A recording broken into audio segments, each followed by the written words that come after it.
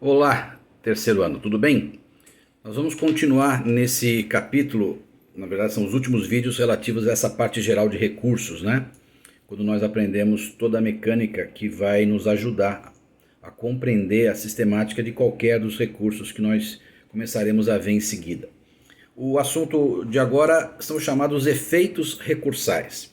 É óbvio que toda vez que se interpõe um recurso, ele produz efeitos, naturalmente, no processo.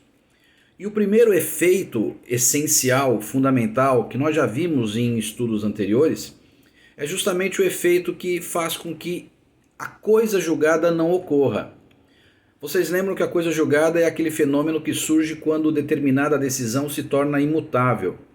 Logo, o recurso é justamente o meio pelo qual a parte vencida usa para impedir que aquela decisão se torne definitiva. Esse fato, portanto, de impedir a ocorrência da coisa julgada e, portanto, impedir o trânsito em julgado é o principal e mais essencial efeito da interposição dos recursos. Além disso, a doutrina fala especificamente dos chamados efeitos recursais, fazendo referência a dois efeitos muito importantes para a gente compreender essa sistemática. O primeiro é o chamado efeito devolutivo, ou seja, todo recurso ele tem na sua essência o efeito de fazer com que aquilo que foi colocado na decisão seja devolvido ao Poder Judiciário para uma reanálise.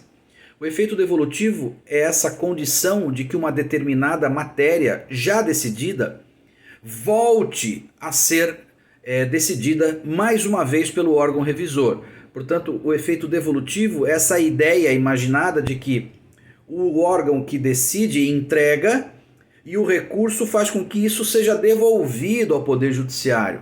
A parte não aceita aquela decisão e devolve através do recurso a possibilidade de reanálise daquela matéria. O segundo efeito recursal é o chamado efeito suspensivo, esse fundamental.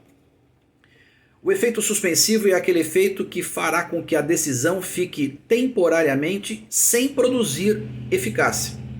Aquela decisão, apesar de válida, de existente, ela não vai conseguir produzir efeitos.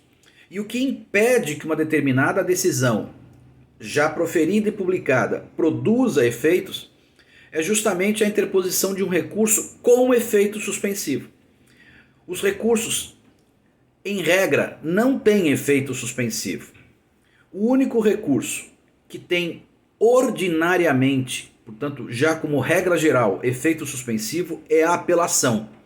E mesmo ela, nós veremos em seguida, há uma série grande de hipóteses em que a lei estabelece que mesmo nessas hipóteses não haverá efeito suspensivo. Então vejam, o único recurso que tem ordinariamente efeito suspensivo é justamente o recurso de apelação. Mas mesmo ele, há uma previsão, um rol razoável de hipóteses em que a apelação não terá efeito suspensivo.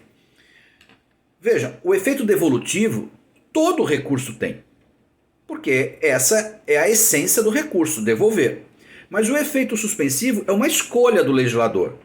E ele escolheu não ter, como regra geral, efeito suspensivo a grande maioria dos recursos.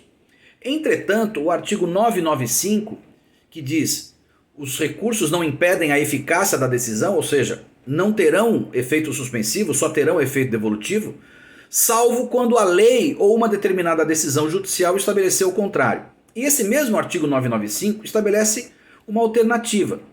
Se o recorrente, ao manejar um recurso que não tenha por lei efeito suspensivo e, portanto, ele pode se prejudicar porque a decisão já vai produzir efeitos contra ele, mesmo existindo o recurso, ele tem a alternativa de requerer excepcionalmente esse efeito suspensivo. E fará isso desde que comprove o periculum in mora, ou seja, o risco de prejuízo irreparável que decorra daquela decisão que se executará provisoriamente, e se ele demonstrar também fumus boniuris, ou seja, de que há uma grande possibilidade de que a tese recursal dele seja acolhida. Se ele conseguir demonstrar esses elementos, É possível, portanto, excepcionalmente obter esse efeito suspensivo, que então decorre ou da lei, como no caso da apelação, ou de uma decisão judicial que acolha esses fundamentos desse efeito suspensivo excepcional, ok?